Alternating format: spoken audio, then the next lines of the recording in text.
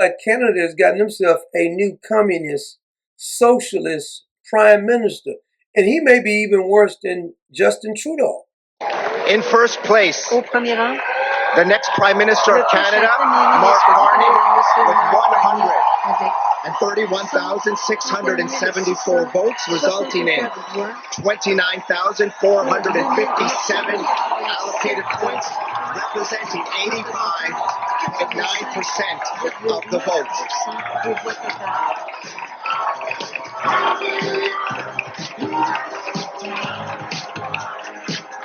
Some of you may remember that Mark Carney, he's the fellow who says that Canada would never bow down to a bully. He was talking about Donald Trump.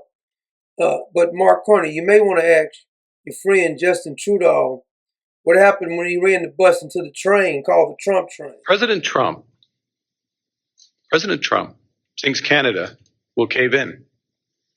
We will never, ever bow down to a bully. As the new prime minister being a flat-out globalist, a communist, a socialist, a dictator, he's more radical when it comes to climate change than John Kerry. He's more radical than Justin Trudeau. And by the way, he was hanging out with Ghislaine Maxwell, the one who was one of Jeffrey Epstein's pimps, if you want to call it that. But I want you to hear what he got to say about climate change. Canada, you are in trouble.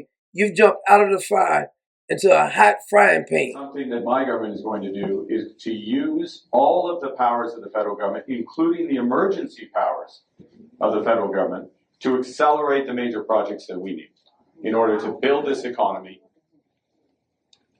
and take on the Americans. Skepticism about ESG labels or sustainable labels. And that, again, is one of the reasons we're having this ruthless, relentless focus on net zero. Because in the end, look, we can't stabilize the climate unless we get to net zero. And it's a simple, these are hard numbers. Your emissions are either A or B. They're going up or down. And if they're going down, are they going down consistent with the science? We anchor it in the science, the same science the UN and others use for the 1.5 degree The world has changed. And we too must change to realize the full promise of our great country. Canadians want change with a new, positive leadership that ends division and builds together. This is a pivotal time for our economy, a time to build a clean energy superpower that will power, literally, our prosperity. Look, the world is being fundamentally transformed. The old rules-based order is finished, but a new one, a new system has not yet emerged. Is this fella going to destroy Canada? Or should we say finish destroying Canada with all this climate change? I wonder, does he ride on private airplanes since he's talking about all of this climate change? They don't believe the crap themselves. And many over in Canada, especially the conservative, you guys had a chance to elect Pierre, but you chose this communist piece of trash. Now, he says that he believes in Canada, but he tried to lie about him moving the Brooksfield headquarters from Toronto to New York. Why would you do that? Why would you move it out your own country? And then there's always the way that he's been, a lot of people say he's been hiding his conflict of interest.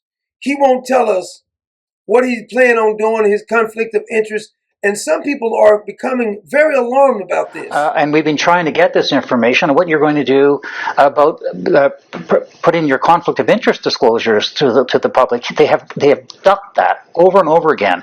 And there's a reason for this, is that it takes 60 days to declare, once you become prime minister, 60 days to declare your conflict and 120 days to declare it to the public. If he abides by that, then the election will be over before we even know what his financial interests are.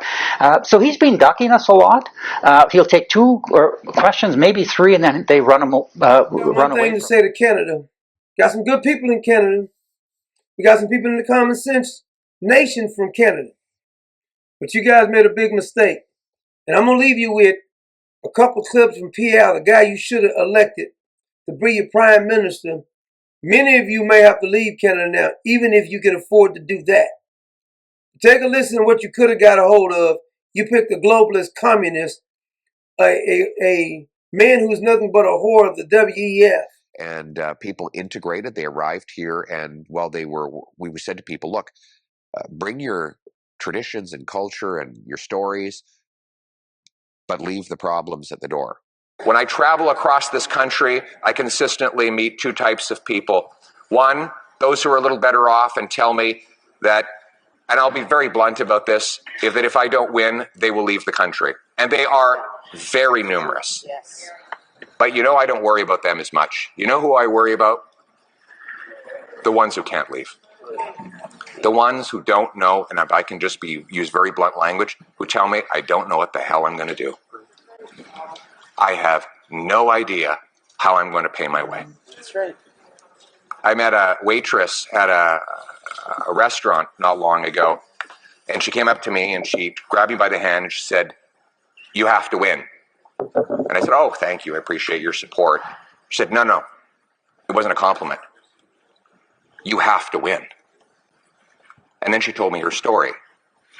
She told me that she was working one full-time job and two part-time jobs just to pay her bills. As a single woman in her late 50s. And she was tired of working all the time. So she cut everything out of her budget. Every creature comfort, everything she enjoyed about her life, she cut it out so that she could drop one of those part-time jobs.